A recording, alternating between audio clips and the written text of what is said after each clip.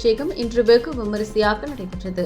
கும்பாபிஷேகத்தை ஒட்டி கடந்த 18ஆம் தேதி கணபதி ஹோமத்துடன் புனித நீர் அடங்கிய கடங்கள் வைத்து முதல் கால யாகசாலை பூஜை தொடங்கி நடைபெற்று வந்த நிலையில் இன்று 4ஆம் கால யாகசாலை பூஜை நிறைவுற்று பூரணாசுதி செய்யப்பட்டு மகா தீபாராதனை காண்பிக்கப்பட்டது. அதனைத் தொடர்ந்து புனித நீர் அடங்கிய கடங்களை சிவாச்சாரியார்கள் தலையில் சுமந்து மங்கள வாத்தியங்கள் முழங்க விமான கும்பத்தை அடைந்தனர். அங்கு வேத விற்பனர்கள் வேத மந்திரங்கள் போத விமான கலசத்தின் மீது புனித நீர் ஊற்றப்பட்டு மகா கும்பாபிஷேகம் நடைபெற்றது. இதில் திரளான பக்தர்கள் கலந்து கொண்டு சாமி தரிசனம் செய்தனர்.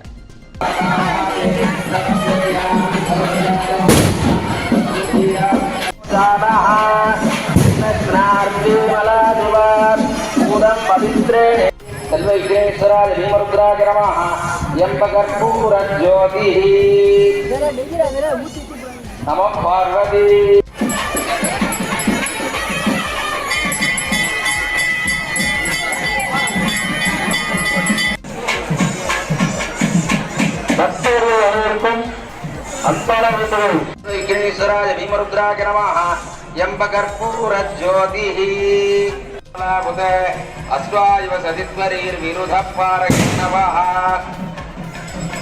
இமம் மே கங்கே யமுனே சரஸ்வதி நியாமரத்ரதே விதஸ்த யார்த்தி கீயே ஸ்ருணுக்யா சுஷோமயா கிரீஷ்டதே லக்ஷ்மீ சவன்யோ